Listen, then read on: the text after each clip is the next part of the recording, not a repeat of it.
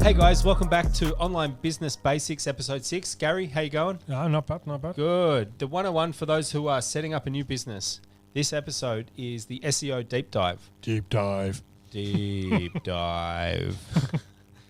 In this episode, it's going to go for about 25 minutes. Yeah, some of the others run a bit long. Yeah, we're trying to. There's so much in this. Yeah. So and time really does get away from you. So we understand that people's time is limited, but we will try to give you as much pertinent, relevant information as we can.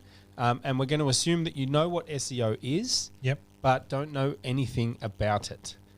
So this video will teach you how to start your SEO journey. We will show you how to get traffic quickly. And at the end, we're going to give you our top 5 tips for getting free traffic on your website quickly. So stay tuned and subscribe, guys, if you want more information like this. Hopefully you found some of this useful. Yep. If you're keen to learn about this type of thing, guys, we're going to be continuing to post these blogs regularly and these podcasts regularly. So stay tuned for that.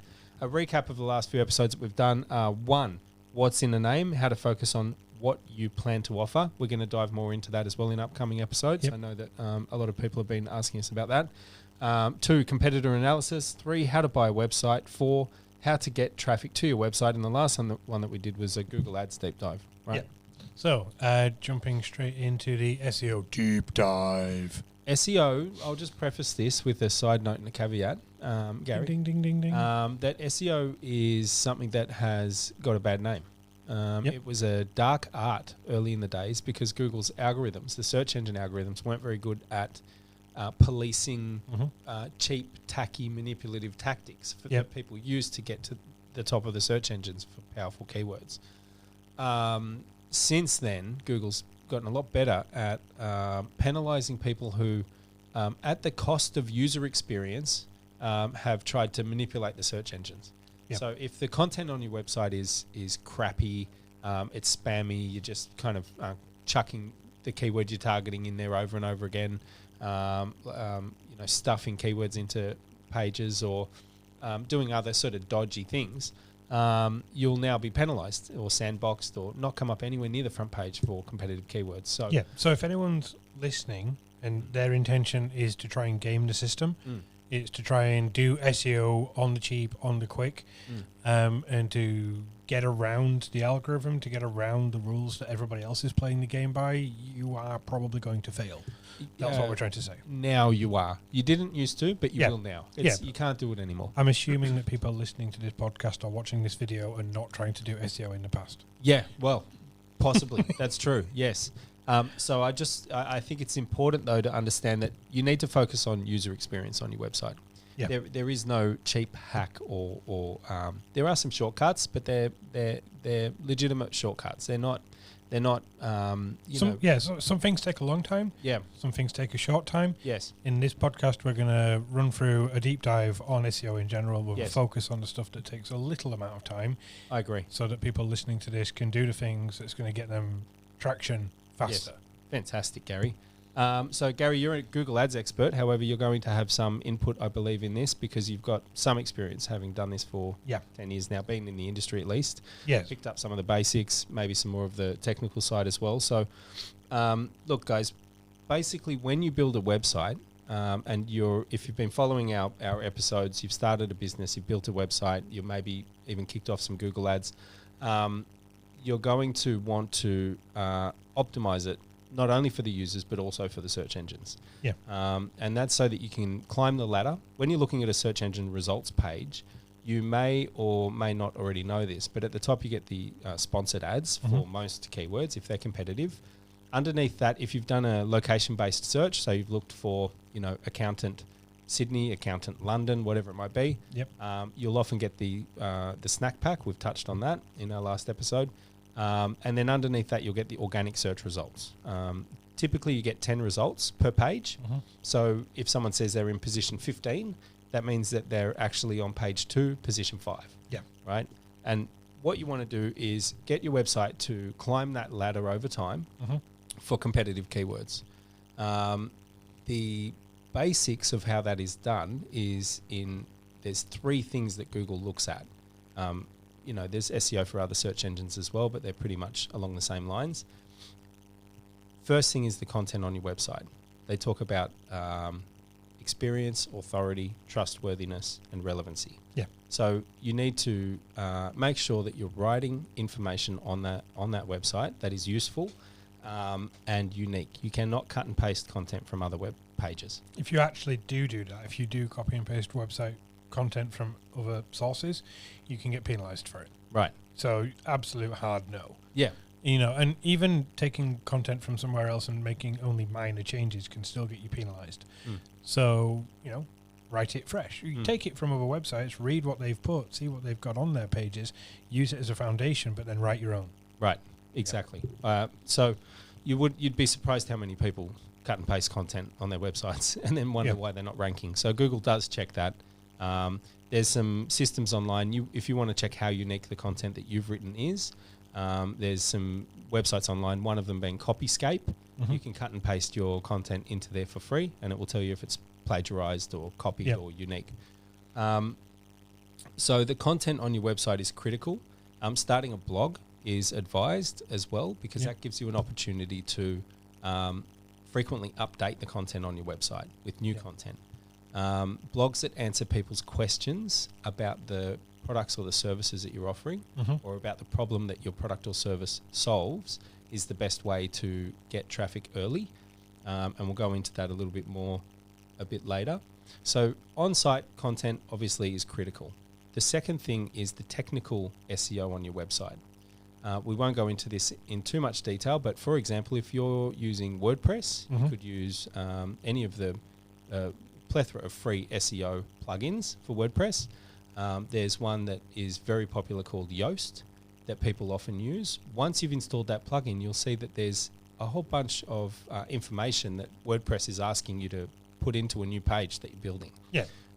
One of them is meta titles and meta descriptions. So on a page, you have a title, and that title is what actually comes up in the search engine's results page when your page is indexed. It's the text that shows on Google when someone types in for one of your keywords. Right, exactly. So you need to make sure that it's super relevant, because those are the words that people will see before clicking your link to visit your website. Right, exactly. So just a side note, you don't want to try to target too many keywords with one page.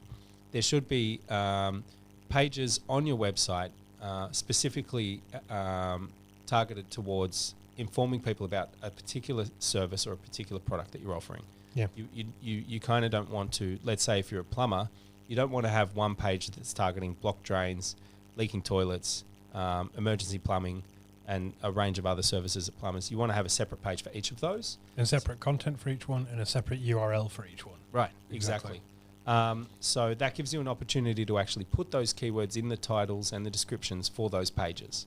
And you'll see once you've installed, for example, on WordPress Yoast, it gives you an actual window where you can put that information in there. Yep. Rule of thumb, you want the keyword to appear once in the title and at least once, preferably twice in the description. Obviously, there's limited characters, so you can do that. So that's probably the most important on-site SEO component, I'd say, is metadata. It's called metadata. And then there's other things that you can get into as well on your website, but I'd focus on making sure that the pages are relevant, that the content is useful, and that the metadata and the Yoast plugins installed or whatever else it is that you're using. We should explain a little bit about the nature of keywords within SEO. Yes. So last episode was all about Google Ads. That was quite a long form episode. This one's shorter. Yep. In Google Ads, we obviously talked about the different keyword types and how they operate. In SEO, you don't have that luxury. All your keywords are just broad. Basically, in the Google Ads context, they're broad. So you need to make sure that each page is relevant to its own particular service, and without trying to confuse Google too much by having too many keywords on the same page. Yeah, well, the reason why that is important, Gary, is because your page only ever gets a certain amount of authority, right? One page can only have a certain amount of authority. So if you try to target a whole wide array of different categories or searches or search terms with that one page, it's never really going to get anywhere for any of them. Whereas if you put all of that page's effort into just targeting one particular service, keyword, category, you're going to find that you get much better results that way. Because it's more specific, it's more targeted. If someone has typed in, going back to my wedding photographer example, if someone types in wedding photographer Dubbo, and your page is just about wedding photography in Dubbo, and you have authority on that one subject matter, and there's a competitor who has a page, mentions wedding photography Dubbo, but it also mentions product photography and food photography and any other town that's adjacent to Dubbo, then your authority and your relevance is going to be higher than that person, because that person who has multiple things listed on one page is diluting their own authority. Yes. So, for the people who, top tip, for the people who are buying a website from a third party or a designer or an agency, if they come to you and say that you only need 4 pages because one page can do multiple things, tell them no. Yep. You want 1 page per service, especially per core service that you offer. If you're building your own website and you think, oh, well, I can get away with just doing 3 or 4 pages because I'll consolidate them because it's easier to build a website that way, well, just know that it's going to damage your potential for traffic once you are live. Yeah, generally speaking with SEO, and that's why there's different fields of expertise. There's designers and there's developers. If you try to get a website developer to design a website, it's not going to look good because they're not designers. And the same again, if you try to get a developer to do SEO, it's not going to rank very well because there's a whole field of people whose full-time job, their career is SEO, right? It's a different discipline. It's a different discipline and it requires effort. If you're going to do this properly, you do need to, spend some more time on creating those extra pages and putting the relevant content in on those pages and making it actually useful for people. So that does take time and effort, but it enhances the user's experience when they're using search engines, and that's what search engines like.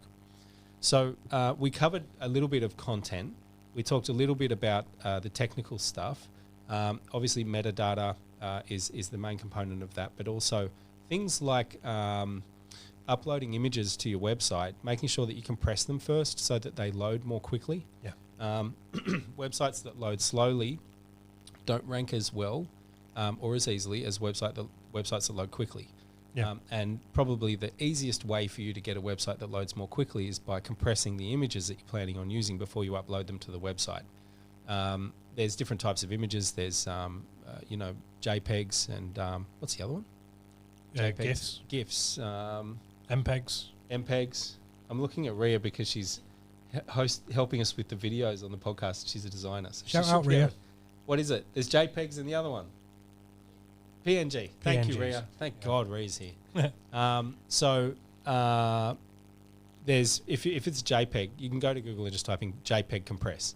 It's a free website. You upload the JPEG and it spits out a compressed version of that image. So then you get the same image, same quality, but it's smaller in file size, which means that Google has less work to do when loading your website. Right. Should we just explain to the audience why Google have this policy, the broad strokes of why they have this type of system in place? Yeah, sure. Yeah. So basically, not to hark back to the early days of the internet, but if you hark back to the early days of the internet, you had lots of different search engines all competing to be number one. They were all trying to say, we give the best results. And lots of them were over-monetizing their search results page. They would have too many adverts, too many links, too much content, too many news articles, whatever. The reason Google became number one was because it was providing the best results. Google was the only website in the world that acknowledged that it didn't want people on its website. It wanted people to go to Google and then leave quickly and go to another website. So it did that by making sure that websites were providing the best possible results at the top of the page. That meant that over time people realized they would get better search results from Google and they would keep using Google. And that's why they do it. That is fundamentally why they do it, because they want us, the real world people, to know that if we use that search engine, the likelihood of us getting what we want first time from one search is higher than it is with another website, another search engine.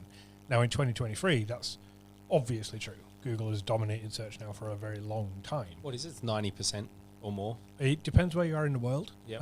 But I think it's actually higher than 90. In the US, it's lower than 90. Yep. And in different countries, if you go to places like Africa, they have Opera and stuff, which can operate on less data or whatever. But I mean, that's a side story. Yep. So you're playing that game. Yep. There's a person who's building a website who's doing SEO for the first time. You're playing that game. You're trying to appeal to Google's ability to serve the right website to the person who is searching. Yep. So you're doing SEO to make sure that your website is as relevant as possible. Yes. And if you try to cheat that system, as Billy said, some people used to do once upon a time. Because it worked. Because it did work, Yep. but it doesn't anymore to the largest extent. You know, you might read a blog that says, oh, if you do A, B, and C, you'll cheat the system and get traffic instantly. Well, if you're doing that... You still can, by the way. Like one of the Yeah. things that people use is crowd links, I think is a term used for it. So there's... look, we're going down a rabbit hole here, but you can temporarily rig the system and get a bunch of traffic, but your rankings will be very, very temporary. Yeah. They'll blow up. They'll get to the top for a whole bunch of keywords. You get a bunch of traffic, and then a week or two later, or a month, or 6 weeks later, It falls off a cliff. it falls off a cliff. And it's not a viable way of growing a business. And the quality of that traffic that you're going to be getting is limited. Yes. And at the end of it, when you are downgraded, the chances of being able to recover those rankings is going to be quite slim. Yes. If you've already been penalised by Google, there may be no way back. Yeah, right. Yeah, there's a lot of stories about that. We're moving into, and I want to dive into this one next because I think it's critical. The third component of an SEO campaign, and the third thing that Google looks at. So we covered briefly content. We've covered briefly technical, making sure your website loads quickly, making sure that the pages are sort of organised properly so that each page has a keyword or two that it's targeting, and that your content's not duplicate or plagiarized. And the third thing is backlinks. So that's what people term as offsite SEO. Now, without going down a rabbit hole here, very, very basically, backlinks are other websites that have text in them or images on them that if you click on, it takes the user to your website. So that is sort of like a vote of confidence or a recommendation from another website. Probably the easiest example of this is that if you have a business that has done something amazing, and it gets picked up by a journalist and put into news websites or PR websites, the links from those articles to your domain name will be unbelievably powerful because those news websites obviously have very high domain authority, and links from those websites build your domain's authority. Right? So this component of SEO is probably what has been the dodgiest over the years. People have bought packets of backlinks from India or the Philippines and just their domain names been bought. Other countries do exist. Yeah, right. Other than India and Philippines? Yes, we should say that for the sake of transparency. Yeah. I do acknowledge that there's Australia and not Australia.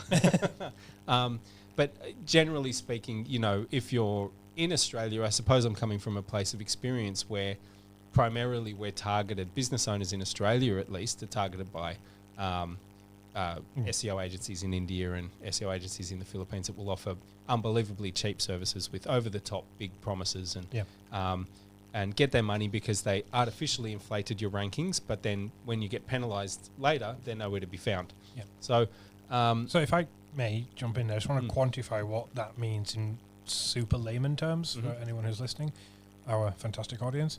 So obviously Google, the search functions within it is an algorithm. It's not a human making decisions. So it needs to assign rankings. It needs to assign domain authority. It needs to assign trust, like within microseconds through an algorithm. So generally speaking, you can look at a local newspaper that's been online for the past 30 years or whatever and say that that's a high authority website, newspaper, because it's trusted or whatever. If someone creates that small electrician company in Billings, Montana, for example, and that electrician company in Billings, Montana is going really well and doing really good work and participating in the community and stuff, and then the local newspaper links to their website and says, these guys are really good. Now, an algorithm can look at that and trust it on face value for being implicitly correct.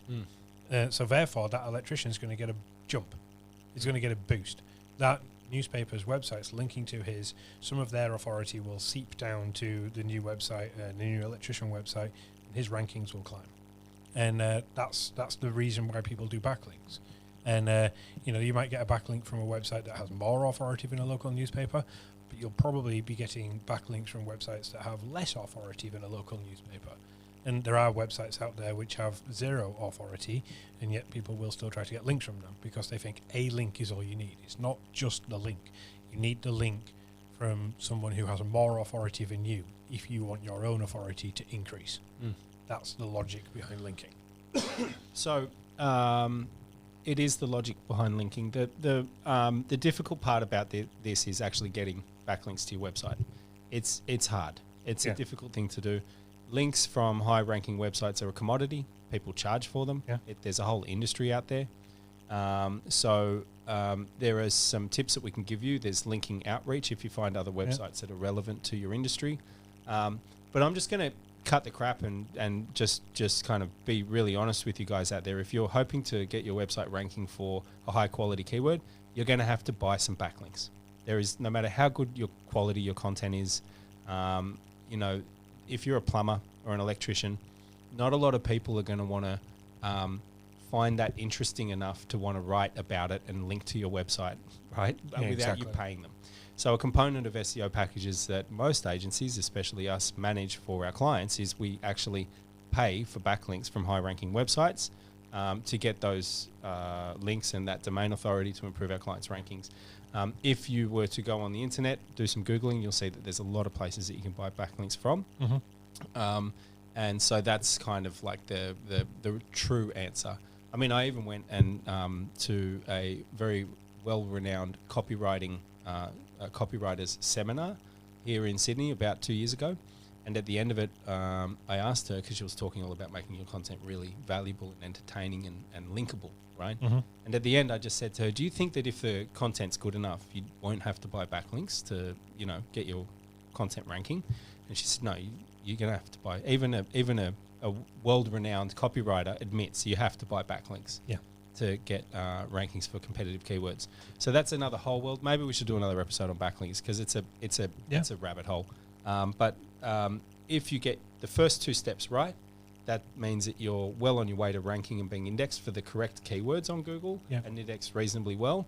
If you're finding that you're at the top of page 2 or halfway up page 1 and you just need something to get you to the top, then that might be the component that you're missing, high-quality backlinks to boost your domain authority. And it's going to be expensive. I mean, there will be some outlay into it, and you want to make sure that you're putting the money in the right place, so maybe get an expert or someone who's done this before to help you.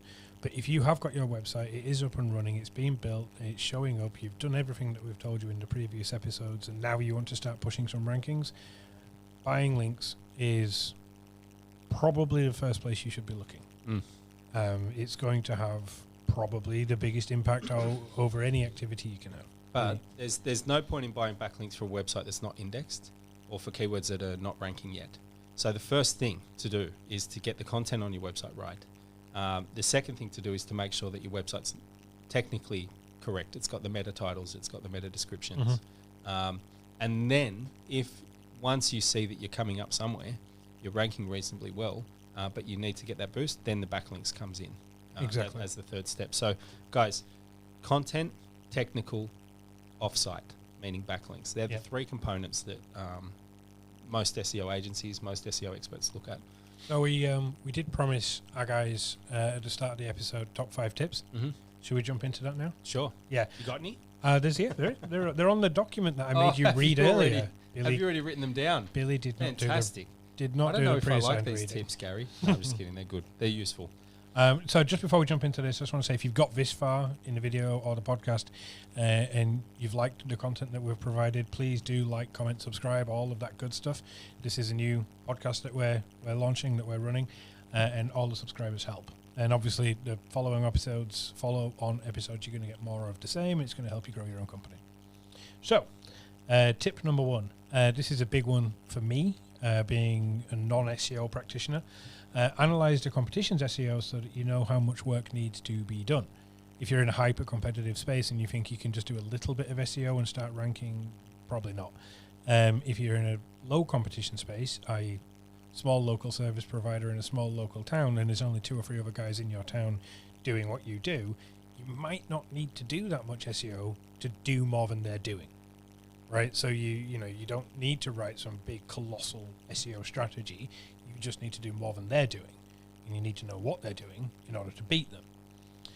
A well set up maps listing is number 2. That for me is a big one. Again, high competition spaces, large e-com companies, no, doesn't apply. If you're a small local service provider, a maps listing can be a very fast way to start pulling in some traffic. Maps is part of SEO and also not part of SEO. It's a bit of a fuzzy area, but it shows up in the Google search rankings page and you don't have to pay for the click. So technically that makes it SEO. You can have a maps listing set up and within a week you can be on page 1 if you do it properly. Whereas your website might take a couple of weeks or months to get to page 1. So that's a slam dunk. I would also suggest as option 3 or point 3, lots of single keyword pages with good content, as Billy was explaining. And we talked about, you don't want one page that talks about lots of things. You want one page which talks about one thing.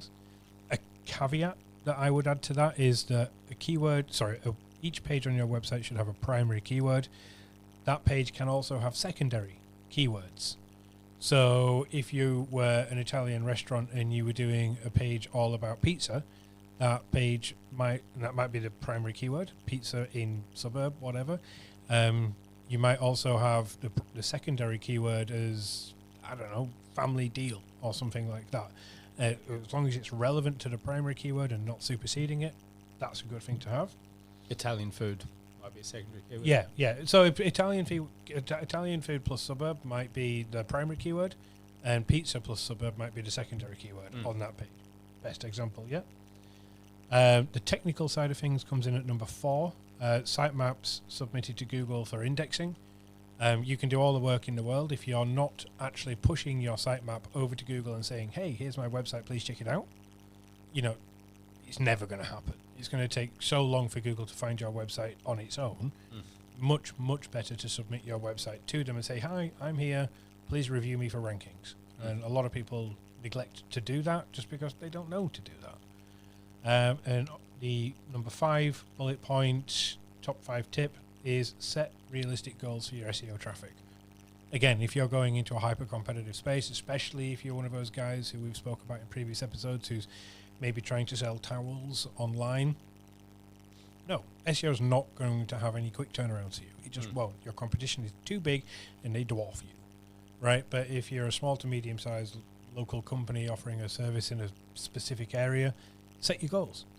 You say you want to show up for these keywords, find out how much traffic those keywords have, and then do the SEO that's related to that. Don't spend $10,000 US, Australian, Canadian, whatever, on backlinks or SEO setups if there's only 50 people a month searching for your keywords in your town. Right, so set up your goals for SEO in a realistic manner, and you'll understand what you can actually get back from it before you start investing in it. Nice. So the top 5 tips is according to Gary Devine. Can I add some? By all means. This is going to take a little while. So no, I'm just kidding. Another tip, guys, if you're out there, you've probably heard of ChatGPT. Don't just get ChatGPT to write the content for you. No, don't. It will be indexed and work reasonably well for a short period of time, just like dodgy backlinks and the rest of it. Yeah. You can, though, it's very, very useful. Bard and other AI systems, if you've heard of them, they're out there. You can use them for creative inspiration. So they can give you ideas of what to write about. Yeah. They're very useful for that. Gary, you also mentioned submitting your sitemap to Google. The way that you do that is through a thing called Google Search Console. Yeah. If you're doing your own SEO Which on is your free. website, it is free. And if you're doing your own SEO on your website, Google Search Console will be your best friend.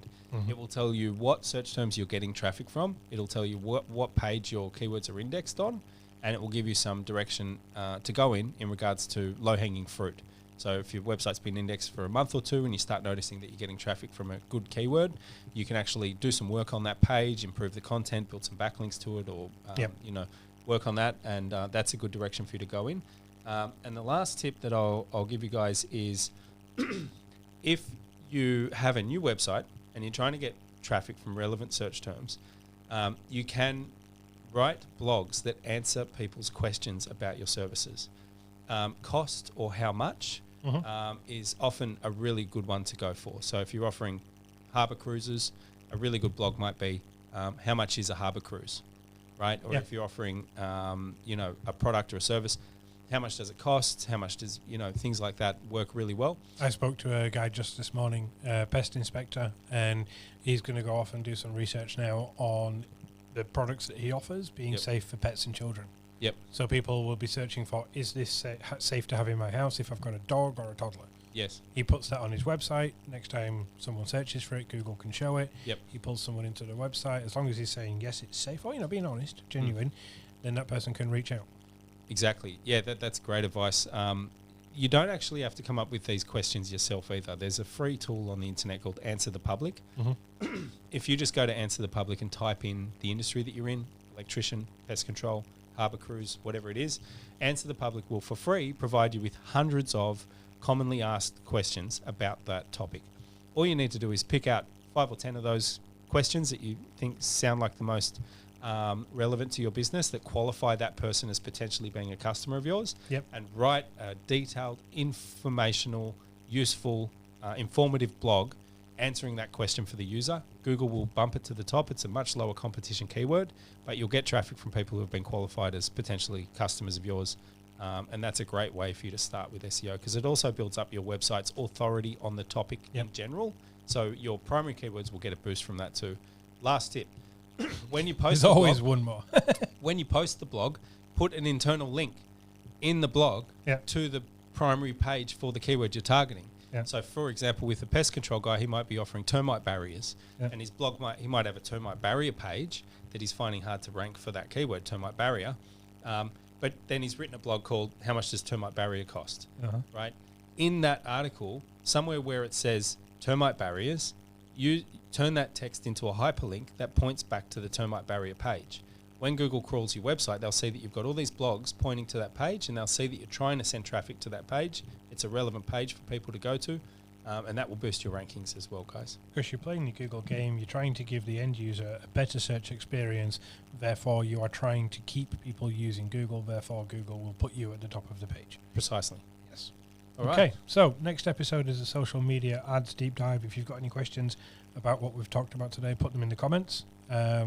Like, comment, subscribe, and we'll be speaking to you soon. Cheers, guys. See ya. Peace Bye. out.